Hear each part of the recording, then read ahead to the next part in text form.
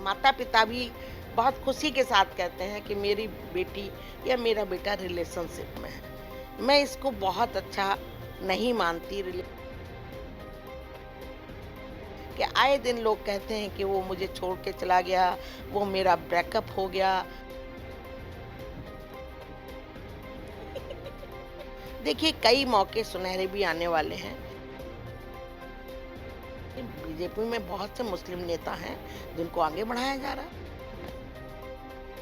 2027 में आने वाले चुनाव में योगी जी फिर से मुख्यमंत्री बने। आएंगे, बिल्कुल आएंगे। नमस्कार, मैं सुहानी सिंह, स्वागत है आपका आगाज टाइम में। कहते हैं कि जब समय करवट बदलता है तो सिर्फ तारीख नहीं बदलती है, किस्मत की तस्वीर भी बदल जाती है।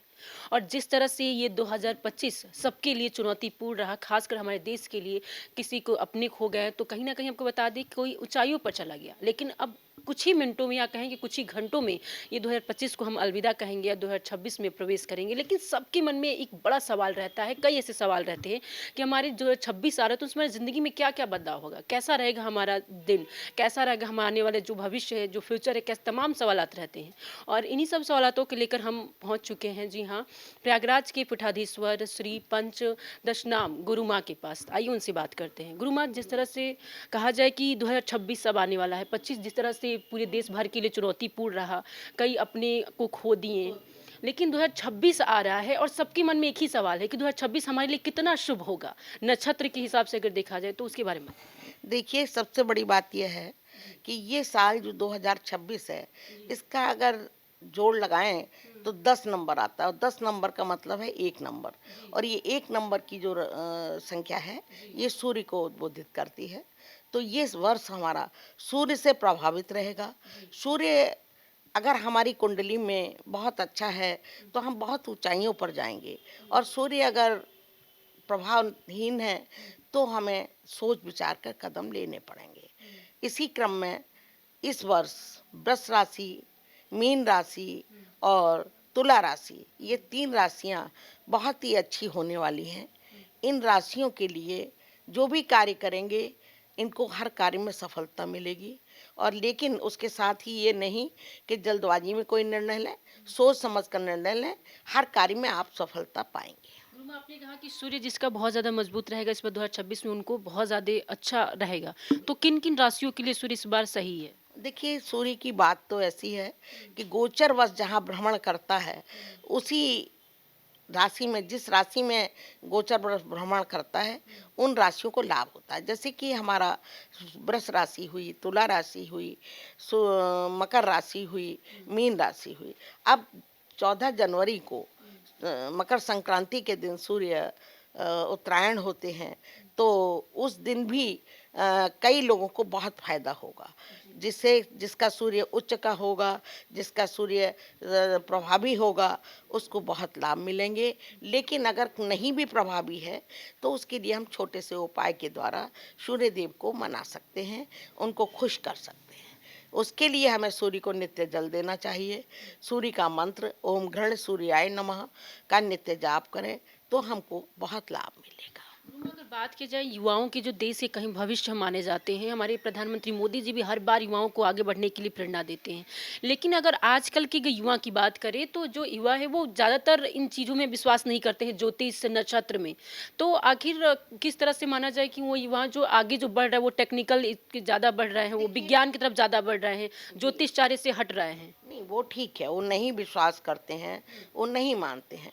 लेकिन ये तो मान ही लीजिए, जो लगातार सफलता की ओर बढ़ता जा रहा है, उसका कहीं न कहीं सूर्य का मजबूती तो है ही उसकी कुंडली में, तभी तो वो हर चीज़ की ऊंचाई की ओर बढ़ता जा रहा है। भले वो ना माने या माने, अगर मानता है तो बहुत अच्छी बात है, नहीं भी मानता है तो सूर्य देव की उसके पूर्व जन्म के अनुसार उसके ऊपर कृपा होती है, तभी वो आगे बढ़ता है। अच्छा गुरुमा, ये 2026 मतलब हमारे देश के लिए, जनता के लिए कैसा रहेगा? क्या इस बार कोई चुनौतीपूर्ण रहेगा या कुछ अच्छा सुनहरा मौका आने वाले हमारे देश के लिए?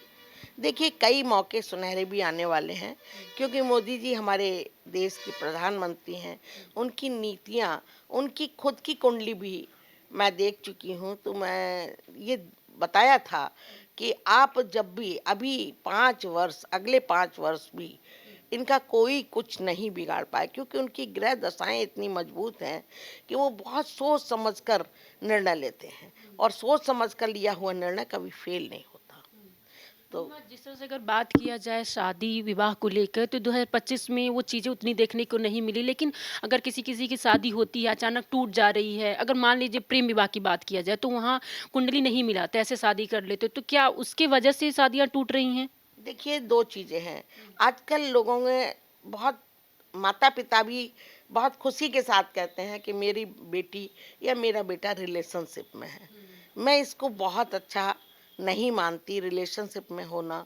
ठीक है, आप एक-दूसरे को जानें और मानें, क्योंकि रिलेशनशिप में होने के बाद फिर कुछ ऐसा नहीं बचता कि आप उनसे कुछ कह पाएँ, सुन पाएँ, या वो आपसे कुछ कह सुन पाएँ, और जहाँ भी कह सुनने की बात आती है वहाँ लड़ाई झगड़े भी होते हैं और बहुत जल्दी अलगाव भी होता है।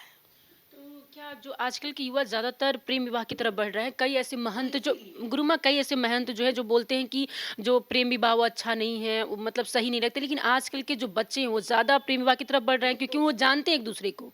वो जो अपना कहीं न कहीं पता है अरेंज मैरेज पसंद नहीं करते हैं। अगर 2026 आ रहा है, जेन ज़ी ज़्यादा मतलब उधर प्रभावित कर रहा है, तो क्या लग रहा है ये डिसीज़न मैं गलत है? बताती हूँ जी। कि 2026 ही नहीं, हुँ, अब जो ट्रेंड चल गया है हुँ, कि एक दूसरे को जानेंगे और बस तुरंत वो लोग अपना एक साथ रहने लगेंगे, वहाँ माता पिता का कोई औचित्य ही नहीं रह गया है।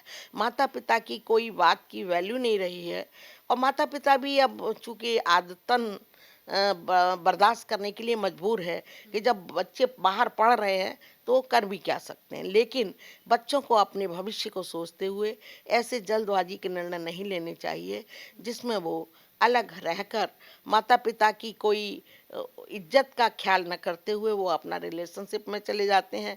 इसको कोई समाज बहुत अच्छे नज़रिए से नहीं देखता, और समाज की छोड़िए, आपस में भी इतनी जल्दी अलगाव होते हैं कि आए दिन लोग कहते हैं कि वो मुझे छोड़ के चला गया, वो मेरा ब्रेकअप हो गया, मेरी गर्लफ्रेंड चली गई। तो ये सब चीज़ें अच्छी नहीं हैं। पहले विवाह होते थे माता पिता की मर्जी से होते थे, भले ही उसमें लड़की की और लड़के की कंसेंट रहती थी, लेकिन ये नहीं होता था कि आज शादी की और कल छोड़ दिया, ये नहीं होता था। इसलिए माता पिता का बीच में होना बहुत ज़रूरी है। माता पिता की कंसेंट से जो विवाह होते हैं वो उनमें ठहराव होता है। गुरु माँ जिस तरह से शादी किसी का नहीं होता है बहुत पूजा का पाठ करने पे भी, तो क्या उनमें कमियां रहती है, किस चीज़ की कमी रहती है कि शादी विवाह रुकावट आता है? किन लड़की राशियों में ज़्यादा आती है? नहीं, किन राशियों की बात नहीं, जिन राशियों में भी हमारा लड़की के लिए गुरु गड़बड़ होता है, गुरु खराब होता है, वहाँ पर लड़की की शादी लेट होती है। और लड़कों का जहाँ शुक्र खराब होता है वहाँ पर लड़कों की शादी लेट होती है।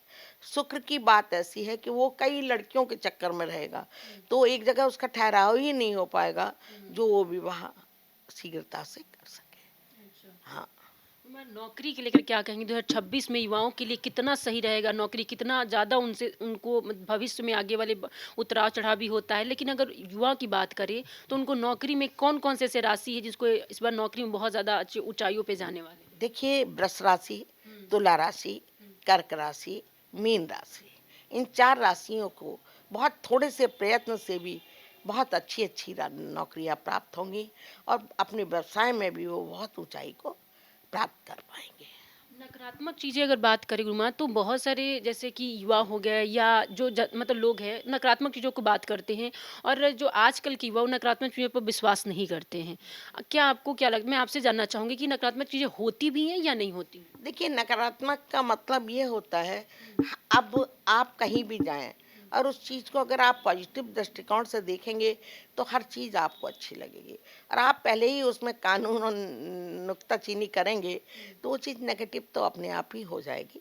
हमें अपने को पॉजिटिव बनाना चाहिए, और पॉजिटिव बनाते हुए हर कार्य को जब करेंगे तो नेगेटिविटी आएगी ही नहीं, नकारात्मकता आएगी ही नहीं। तो सबसे पहली चीज़ ये है कि हम अपने स्वभाव में इस चीज़ को निकाल दें, हर चीज़ को नकारात्मक दृष्टिकोण से देखना बंद करें, और अपनी चीज़ों को जो हमें करना है, जो हमारा उद्देश्य है उसको मूल मंत्र मानकर उसके लिए हम कोशिश करें, और सारी चीज़ें आपकी पॉजिटिव होंगी। गुरुमा, अगर किसी पे ऊपर शनि राहु केतु ये बहुत बड़े मतलब लोग बोलते हैं कि इससे बहुत ज़्यादा हमारे लाइफ में उतराव चढ़ाव होता है, खराब हो जाती है लाइफ, उनकी ज़िंदगी नौकरी सब। तो किसी के अगर बहुत ज़्यादा प्रभाव हो शनि राहु केतु के, तो उनको क्या उपाय करना चाहिए? मैं बताती हूँ। देखिए, शनि राहु केतु छाया ग्रह है, ये अपना प्रभाव तो डालते हैं, ये निश्चित बात है, लेकिन उससे इतना भयभीत होने की जरूरत नहीं है। पहली चीज ये है, शनि न्याय का कारक है। शनि में अगर आप अपने बड़े बुजुर्गों का अपमान करेंगे, अपने नौकर चाकरों का अपमान करेंगे, मजदूरों का अपमान करेंगे, किसी काम वाले का अपमान करेंगे, तो आपको निश्चित रूप से परेशानी का सामना करना पड़ता है। फिर दोष लग जाता है कि शनि की दशा है इसलिए ऐसा हुआ। ऐसा नहीं है। हमें अपने व्यवहार में परिवर्तन करने की ज़रूरत है। हम अपने व्यवहार को अगर अच्छा कर लेंगे तो कोई भी ग्रह हमारा कुछ नहीं बिगाड़ेगा। दूसरी चीज़ ये है कि अगर राहु की महादशा चल रही है, केतु की महादशा चल रही है, तो हम एक नील की डिब्बी आती है लिक्विड वाली, उसको अगर हम टॉयलेट में रख लें और एक मग्गे में पानी लेकर उसमें 7 बूंद नील की डालें और डालने के पश्चात उस मग्गे के पानी को 7 बार एंटी क्लॉकवाइज अपने ऊपर से घुमा के टॉयलेट में डाल दें, तो उसके बाद फ्लश कर दें, तो ये समझ लीजिए कि राहु की दशा का बिल्कुल भी कुप्रभाव नहीं पड़ता। राहु का भय हो गया है लोगों में। राहु हमको छप्पर फाड़ के देता भी है। वो कोई नहीं कहेगा कि राहु छप्पर फाड़ के देता है, लेकिन राहु केवल भय का कारण बना दिया है समाज में। इसलिए राहु से डरने की कोई ज़रूरत नहीं है। अपना आप उसके मंत्रों का जाप करें और सब ठीक हो जाता है। गुरुमा, क्या सही में ये होता है कि जो पिछले का कर्म होता है वो हमारे आने वाले फ्यूचर पे प्रभाव पड़ता है, या जो हम कर्म करते हैं वो आगे आता है? आप जो कर रहे हैं वो आगे आएगा, लेकिन जो पूर्व जन्म का प्रारब्ध है वो तो साथ साथ चलता ही है बेटा। उसको हमारे पूजा पाठ के द्वारा कम किया जा सकता है, लेकिन पूजा मिटाया पाठ से हम कम कर सकते हैं, ये प्रभाव पड़ता है? 100% है बेटा। भगवान का नाम कभी अगर भी किसी को पूजा पाठ में मन ना लगे तो वो ना क्या लगे करे? तो भी नाम जप तो कर सकता है। पूजा पाठ ना करे, नाम जप तो कर सकता है, भगवान का नाम तो ले सकता है ना। ये है। तो क्या आपको भी लगता है, ये सवाल बहुत ज़्यादा जैसे पॉलिटिकल अगर मैं पूछूं, तो विपक्ष कहती है कि जो इस बार की जो सरकार है, बीजेपी की सरकार है, वो ज़्यादातर धर्म की तरफ बढ़ती है, धर्म को लेकर ज़्यादा बढ़ती है, संविधान को कम देखती है। आपको भी ऐसा लग रहा है कि बीजेपी जब से आई है वो धर्म को ज़्यादा दिया जा रहा है, सनातन धर्म को? अन्य अन्य उन्होंने क्या कहते हैं, लोगों ने, जो भी पार्टियां हैं, उन लोगों ने हमारे धर्म को बिल्कुल दरकिनार करके, जैसे कि आज से 10-15 साल पहले ये राम जन्मभूमि का हुआ था, बाबरी मस्जिद ढहाई थी, किस तरह से एक दूसरे को गोली चलाकर हत्या कर दी गई थी। ये कि कोई बहुत अच्छा कार्य था, और तब क्या हुआ और आज जो हो रहा है वो हमारे विपक्ष को पच नहीं रहा है। कारण उसका ये है कि वो धर्म के नाम पर कोई काम करना ही नहीं चाहते हैं। वो केवल अपने अपनी पार्टी बनाकर अपने घर का लोगों को आगे बढ़ाकर उसका काम करते हैं, लेकिन बीजेपी में कभी भी ऐसा नहीं है कि वो अपने घर वालों को आगे बढ़ाएं या अपने परिवार की मतलब चिंता करें। उनमें अपने परिवारवाद की, अपने जातिवाद की, और यही सब चीज़ें हैं। गुरुमा, जो हमारा भारत देश है वो सर्वोपरि जितने भी धर्म है सबको एक साथ लेके चलती है, लेकिन अगर बीजेपी की सरकार में देखें तो हिंदू हिंदू लगातार विपक्ष कह रही है कि सिर्फ हिंदू धर्म को आगे बढ़ावा कर रही है, जो मुस्लिम पक्ष है उसको दरकिनारा कर रही है। क्या आप भी मानती हैं? नहीं, ऐसा नहीं है। ये विपक्षी कहते हैं ना, वो मुस्लिमों की वो हैं। कई बार आप देखिए बीजेपी में बहुत से मुस्लिम नेता हैं जिनको आगे बढ़ाया जा रहा है। ऐसा बिल्कुल भी नहीं है। विपक्ष अपनी कमियों को छुपाने के लिए हमेशा, जो राज्य करने वाली जो पार्टी है, जो भी हमारी सत्ता में पार्टी है, उसमें हमेशा कमियां खामियां बताते हुए वो अपनी गलतियों को छुपाने की कोशिश करते हैं। गुरुमा, आपके पीछे फोटो लगा है, आपने योगी जी से मुलाकात की है, ब्रजेश पाठक, केशव प्रसाद जी से मुलाकात की है, उनके बारे में कुछ बताइए। क्या लगता है आपको कि आगे 2027 में आने वाले चुनाव में योगी जी फिर से मुख्यमंत्री बने? आएंगे, बिल्कुल आएंगे। योगी जी की वजह से आज हम महिलाएं, चाहे वो बच्चियां हों चाहे कोई भी हो, आज स्वतंत्रता पूर्वक सड़क पर घूम सकते हैं। अन्य पार्टियों के जमाने में क्या बेटियां और क्या अन्य महिलाएं सुरक्षित थीं? मानती हूँ अपभ्रंश तो हर उसमें होता है, थोड़ा बहुत अभी भी कुछ कुछ हो जाता है कहीं कहीं, लेकिन उसमें भी कहीं ना कहीं विपक्षी पार्टियों का हाथ होता है। अभी माघ मेला में अभी प्रयागराज में कुछ फिर से माघ मेला होने जा रहा है, उसके लेकर अब क्या कहेंगे कि कोई जिस तरह से योगी जी ने कहा है कि कोई भी वीआईपी वहाँ पे प्रोटोकॉल नहीं होगा, आप कितना सही मानती हैं? नहीं, ये ठीक है, क्यों प्रोटोकॉल होना है जब सब समान हैं। भाई हमारा मोटो तो सिर्फ इतना है कि हम ईश्वर के प्रति अपनी श्रद्धा अर्पित करने जाते हैं, गंगा जी के प्रति अपनी श्रद्धा भाव अर्पित करने जाते हैं। वहाँ पर प्रोटोकॉल की आवश्यकता नहीं है। प्रोटोकॉल केवल दिखावा वाली बातें होती हैं। योगी जी जो भी कार्य करते हैं वो वह सोच बूझ कर, समझ कर और हर वर्ग के लोगों का साथ देते हैं। योगी जी एक बहुत ही अच्छे, तो ये स्नान कितना शुभ है गुरु माँ? ये तो बहुत वर्षों से चला आ रहा है, कल्पवास किया जाता है, उसका एक शास्त्र सम्मत उसकी महत्ता है कि माघ भर जो लोग वहाँ कल्पवास करते हैं उनको स्वर्ग की प्राप्ति होती है या अच्छा उनको फल मिलता है।